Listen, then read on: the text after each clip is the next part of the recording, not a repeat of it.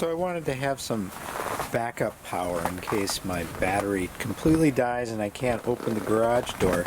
Yes, I could run an extension cord to the house and do it that way, but that's not much fun. So I actually had found a couple of these Xantrix Pro 1800 watt 12 volt inverters. I got two of them for 75 bucks, so they're pretty cheap. And I'm going to take one of them and hook it up to my Chevy Volt. Now the 12 volt battery is here in the trunk. This is the trunk.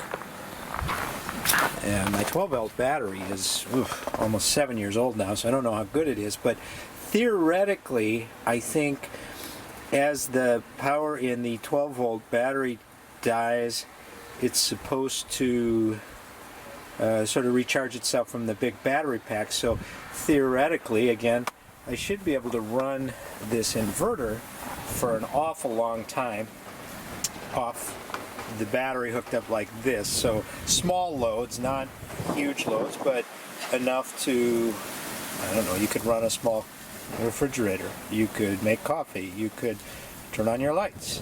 So there's all sorts of practical applications for using your Chevy Volt when there's no power. So I'm going to go try plugging this into my garage and see how it does. Alright, well, I understand this is not totally regulation, but this is my circuit breaker in my garage, and it's not connected to the grid in any way, shape, or form. This is just a plug that goes into one of the bars inside the circuit breaker to energize the circuit, which then goes off into its separate wires wherever. So I'm going to just plug an extension cord into this section. Okay, so I've got my extension cord plugged in, and then I'll plug this into the inverter, which is inside the car.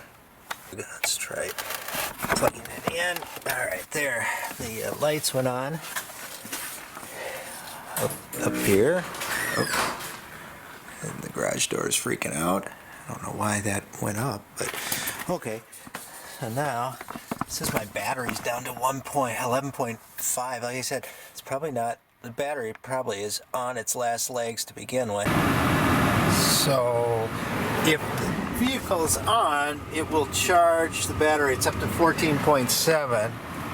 If you wanted to do this, you'd want to turn all your accessories off. And why is it that, men and women, in this vehicle where I'm always turning the climate control off, there's no button to turn it off. I have to turn it all the way down.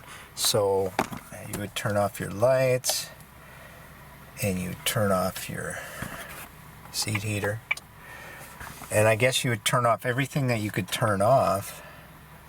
I mean, there's only so much you can turn off because things go on automatically, but it would give you a fair amount of power. Now we can talk about the fact that of my full charge is 19 miles now, and part of that is the quote upgrade or patch that they did to my car last time it was at the dealership, which instead of using 10 kilowatts of power,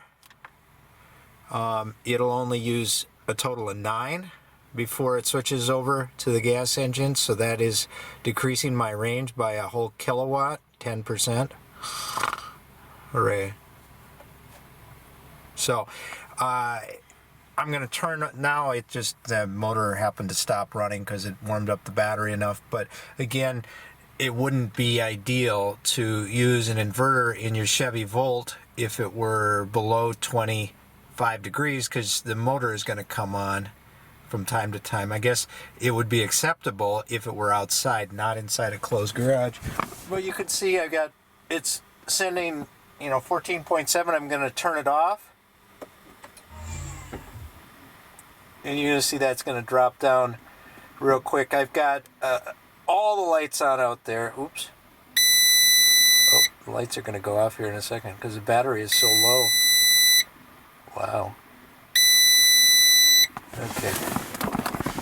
Turn that off. Alright. thus concludes this lesson.